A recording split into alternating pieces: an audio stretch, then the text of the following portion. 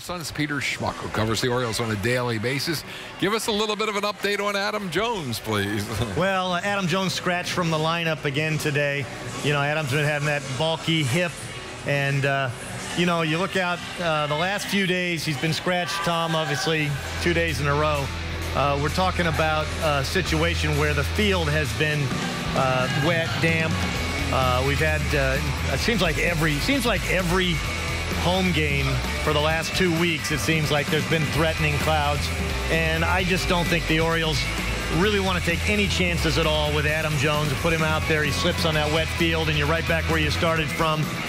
It's a tough thing because he's the straw that stirs the drink here, and it is tough to have him out of the lineup when you're playing these rival teams from the American League East. But they're just not taking any chances. Let's get a little bit sensitive to the possibility of being seen as bringing guys back too early, especially in light of the Zach Britton situation a few weeks ago. So it's better to be a day late than a day early. Really. Yeah, I think in this case it is. And, of course, there's a tremendous amount of pressure to have him in the lineup. The team hasn't been playing very well. Exactly. And, you know, you come back, have a big win yesterday, but they need him back, and they need him back right, not just back. Let's talk a little bit about Manny Machado, and kind of surprised about his struggles this season? Well, you know, I got a theory on this, and I'm sure some other people do too. You know, Manny really went through a really high-stress period. You know, you got the season off on a good note, and then you had the situation in Boston, high-stress situation, which he very much rose to that occasion.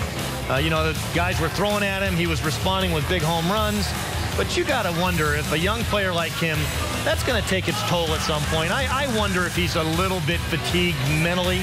You know, right now, this has been a real hard first 6 or 7, 8 weeks of the season. He'll certainly bounce back. He's Manny Machado. He's going to end up having a good season. And Buck talked about that a little bit today in his pregame press briefing, talking about the approach Manny's taking and the way he's handled this. He's very proud of the way Manny has handled all of the stuff that has come his way this season, and he thinks he'll handle this slump the same way. As Buck says, though, Manny leads the club, or tied for the club leadership in home runs, and leads them in RBIs, so it's not that bad of a season when you get down to it. Let's talk a little bit about Alec Asher. He's going to get the start this coming Friday again? Yeah, that was up in the air for a while. Obviously, discouraging outing for Alec Asher. Had a 3-run lead and then gives up 6 runs in the second inning.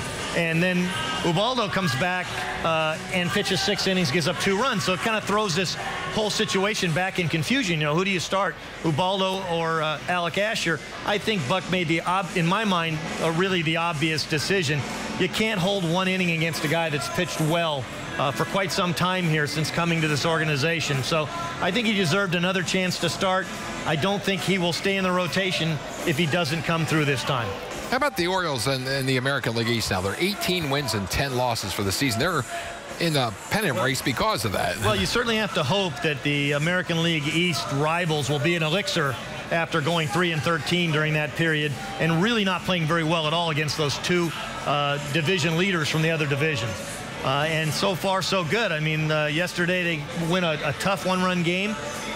You got Chris Tillman going tonight, and you got the Red Sox coming in right behind them. So they played very well against the East. They haven't played very well the last couple of weeks, but maybe this is the turning point. And there's a reason why they play well against the East. They're so familiar with those teams that they know what to expect, and those other teams do too. But the Orioles have a lot of confidence to fall back on right now, Tom, on the way they've played with a very heavy front-loaded schedule against their own division. They have come through repeatedly, and who can say they won't do that now? It's a great week for Orioles baseball with 3 with the Yankees and 4 with Boston through Sunday. Peter Schmuck, check him out on the BaltimoreSun.com and also read him in the Baltimore Sun.